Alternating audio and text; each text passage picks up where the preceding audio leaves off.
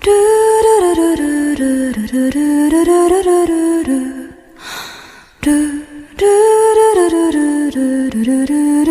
दोस्तों आज हम बात करने वाले हैं फिर से हमारे हुस्न को के न्यू एपिसोड के बारे में। तो इससे पहले आपने देखा कि कान्हा अब समझ चुकी होती है कि एक्वा और अकान ने डेटिंग करने का बस नाटक कर रहे हैं। एंड अब बात करते हैं हमारे आज के इस एपिसोड के बारे में। तो स्टार्टिंग हम सभी देखते हैं कि कान्हा बोलती है कि आखिरकार तुम पियोन क्यों बने थे, जिस पर एक्वा कहता है कि अगर मैं पियोन नहीं बनता शायद से तुम मेरी बात नहीं मानती और वैसे भी तुम मुझसे बात नहीं करी थी।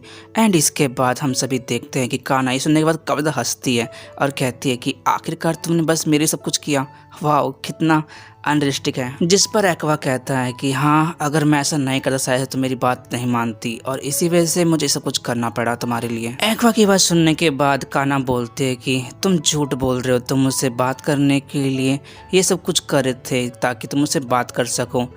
कान्हा की बात सुनने के बाद एक्वा वहाँ से उठता है और जाने लगता है, लेकिन तभी कान्हा बोलती है कि तुम कितने बड़े पागल हो, पहले तुम मुझसे बात करने के लिए पियोन बने और अब मैं तुमसे बात करे तो तुम मुझसे दूर भाग रहे हो, वाह कैसे लड़के हो तुम। कान्हा की ये बात सुनने के बाद एक्वा वहाँ रुक जाता है। एंड दूसरी ओर हम सभी देखते हैं कि मीमो और रूबी भी ये सब कुछ चुप के देख रही होती है, जहाँ पर रूबी मीमो से बोलती है कि चलो फाइनली अब इन दोनों की दोस्ती हो चुकी है और ये लड़ने रहे। जिस पर मीमो कहती है कि हाँ तुमने सही कहा, ये दोनों एक दूसरे को बहुत ही अच्छी तरह से जानते भी हैं और समझते भी हैं। मीमो की बात सुनने के बाद रूबी कहती है कि नहीं मेरा भाई बहुत यूनिक है, उसे समझना बहुत ज़्यादा मुश्किल है, इसलिए मैं कह सकती हूँ कि मेरा भाई काफ़ी ज़्यादा अजीब है। एंड एक बात मैं नोटिस करती हूँ कि जब भी कान्हा के साथ वो होता है तो वो हमेशा नॉर्मल बिहेव करता है। रूबी की बात सुनने के बाद मैं सोचती है कि शायद से मुझे लगता है कि अब अकाने को और भी ज़्यादा मेहनत करनी पड़ेगी एक्वा को पाने के लिए, क्योंकि अब की बार उसका मुकाबला कान्हा से है, जिसकी वजह से उसे और ज़्यादा हार्डवर्क करना पड़ेगा। खैर एनीवेज इसके बाद सीन चलता जहाँ पर हम सभी देखते हैं कि प्रोड्यूसर और एक सामने पर्सन होता है जो कि आपस में बैठकर डिनर कर रहे होते हैं, जहाँ पर वो पर्सन कहता है कि चलो फाइनली आज हम लोग को एक बड़ा प्रोडक्ट मिला है जिसकी वजह से हम लोग बहुत आगे बढ़ सकते हैं, क्योंकि आज हम सबसे बड़ी मांगा टोक्यो ब्लेड को लाइव एक्शन में कन्वर्ट करने वाले हैं, जिसकी वजह से हम लोग बहुत ज़्यादा फेमस होने वाले हैं। उस पर्सन की बात सुनने के बाद प्रोड्यूसर बोलता है कि तुमने सही कहा, ये मांगा बहुत ज़्यादा फेमस है, अगर तुमने इस पर काम किया शायद हो सकता है कि तुम्हारी ये चीज़ काफ़ी ज़्यादा फेमस हो सकती है। प्रोड्यूसर की बात सुनने के बाद वो पर्सन कहता है कि तुमने सही कहा, ये मांगा बहुत ज़्यादा फेमस है और अगर हमने इस मांगा के ऊपर अच्छी तरह से काम किया शायद हो सकता है कि हम लोग बहुत ज़्यादा पैसे कमा सकते हैं इस मांगा कॉमिक्स से। और हाँ एक और बात, मैंने इस कॉमिक के लिए ललाई कंपनी को हायर किया है, जिसके अंदर सभी स्टाफ मेंबर मेरे लिए काम करने वाले हैं। और हाँ मैंने ललाई कंपनी के अंदर से अकाने को सिलेक्ट किया है जो कि इसके अंदर काम करने वाली है, लेकिन मुझे एक शख्स और चाहिए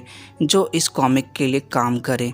एंड ये सारी बातें बोलते हुए पर्सन कहता है कि प्रोड्यूसर क्या तुम्हारे पास कोई है जो इस कॉमिक के अंदर काम कर सकता है। जिस पर प्रोड्यूसर बोलता है कि तुम टेंशन मत लो, मेरे पास बहुत अच्छे एक्टर्स हैं और मैं तुम्हें उनसे बहुत जल्दी मिलवाऊंगा।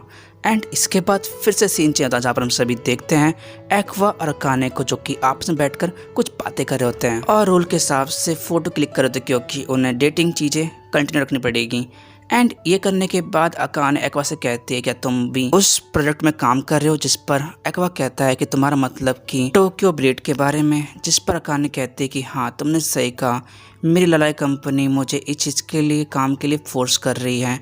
एंड हाँ ये टोक्यो ब्लेड काफ़ी ज़्यादा फेमस होने वाला है, इसलिए ये हमारे करियर के लिए काफ़ी अच्छा होने वाला है। अकाने की बात सुनने के बाद एक्वा सोचता है कि प्रोड्यूसर ने उसे बताया था कि ललाई कंपनी के अंदर ही आई को किसी शख्स से प्यार हो गया था, जिसकी वजह से वो वहाँ पर ही खो गई थी। एंड अब वो सोचता है कि ये उसके लिए गोल्डन चांस है, अगर वो इस कंपनी के लिए काम करता है तो वो जान सकता है कि आखिरकार ललाई कंपनी के अंदर कौन शख्स था जो आई को पसंद करता था। ये सारी बात सोचने के बाद एक्वा अकान से बोलता है कि हाँ मैं भी इस प्रोजेक्ट के अंदर काम करूँगा।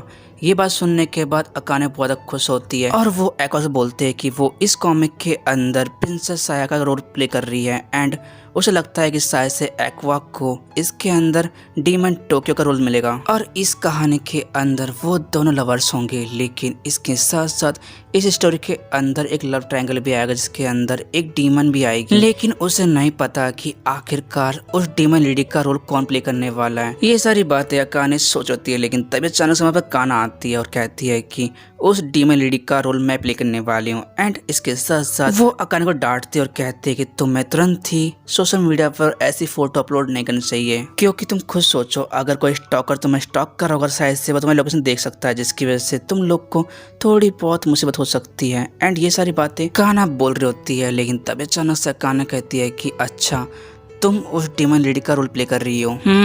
अच्छा है, लेकिन हम लोग को बहुत टाइम हो चुका है आमने सामने कंपटीशन किए हुए, क्योंकि काफ़ी टाइम बाद हम लोग मिल रहे हैं। एंड अब जबकि हम मिल रहे हैं तो तुम एक आइडल बन चुकी हो, जिसकी वजह से मुझे लगता है कि तुम एक्टिंग करने में थोड़ी बहुत कमज़ोर हो चुकी होगी। ये सारी बात सुनने के बाद काना अकान से बोलते कि देखो मैं तुमसे लाख गुना अच्छी हूँ हर चीज़ में, और एक बार तुम खुद को देखो, तुम्हें अपनी एक्टिंग और अपने करियर के हिसाब से तुम्हें आज भी अच्छे पैसे नहीं मिलते। हाँ मैं जानती हूँ कि तुम उस रियलिटी शो के बाद से ही बहुत ज़्यादा फेमस हो चुकी हो और तुम्हें बहुत सारे काम में मिल रहे हैं, लेकिन सिर्फ और सिर्फ ये फेक डेटिंग करने के बाद से ही, क्योंकि अगर लोग तुम्हें पसंद नहीं करते शायद से आज तुम इतना फेमस नहीं होती। एंड ये सारी बातें करते हुए एक्वा लोगों को देखता है और डर जाता है, सोचता है कि आखिरकार ये दोनों क्या कर रही है। खैर इसके बाद अकाने थोड़ी बहुत शांत होती है। एंड दूसरी ओर काना बोलते हैं कि मैं तो यहाँ पर बस ओनली तुम लोग को सावधान करने आई थी, क्योंकि अगर तुम ऐसी गलती करोगे शायद हो सकता है कि तुम्हारी जान पर भी खतरा आ सकता है। और ये सारी बातें बोलते हुए काना चली आती है, लेकिन दूसरी ओर हम सभी देखते हैं कि काना की बात सुनने के बाद अकाने बहुत गुस्सा होती है। एंड गुस्सा देखते हुए एक्वा कहता है कि क्या तुम दोनों एक दूसरे जानती हो क्या? जिस पर अकाने एक्वा से कहते हैं कि हाँ मैं उसे जानती हूँ, क्योंकि हम दोनों बचपन से ही एक दूसरे को जानते हैं, क्योंकि हम दोनों ने सेम टाइम पर ही एक्टिंग की दुनिया में कदम रखा था।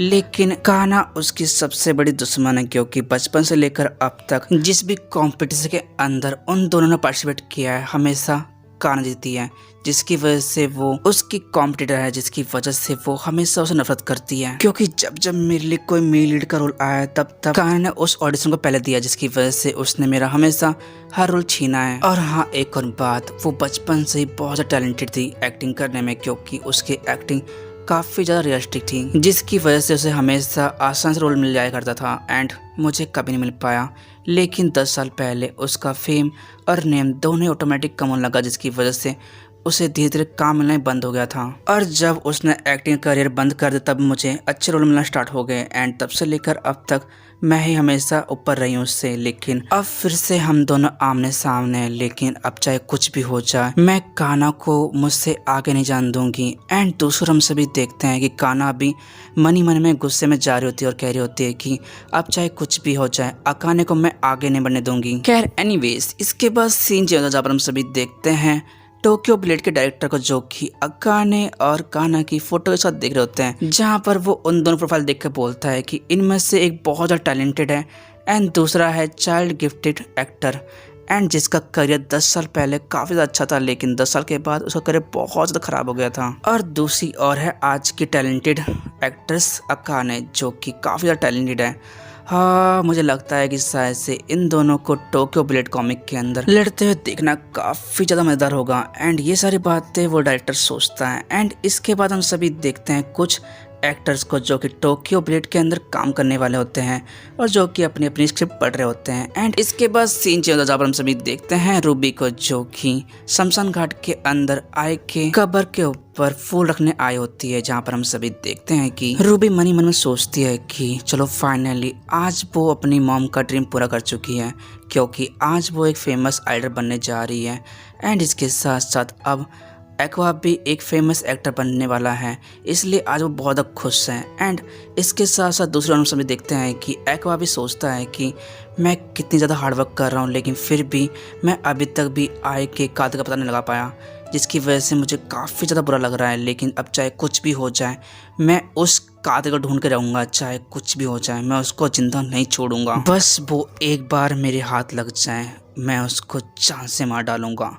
एंड इसी के साथ हमारा आज का एपिसोड और सीजन 1 ख़त्म होता है। होशनको के एपिसोड का। एंड अब वेट करना हम लोग को इसके नेक्स्ट सीजन का कब तक आता है, वेट करिए इसके नेक्स्ट सीजन का। एंड जब तक के लिए देखते रहिए इच्ची एनिमे को। एंड आई होप कि आप लोग को मेरा सीजन 1 काफ़ी ज़्यादा पसंद आया होगा। अगर वीडियो अच्छी लगी प्लीज लाइक कर देना, पीछे में कमेंट जरूर करना, क्योंकि आप लोगों का एक कमेंट और एक लाइक मुझे मोटिवेट करता है मेरी नेक्स्ट वीडियोस के लिए। क्योंकि यार आप लोगों का एक कमेंट तो लाइक और बनता ही है इन वीडियोस के लिए। तो मिलता हूँ नेक्स्ट वीडियो के साथ, जब तक ले गाइस एंड सही हो नारा।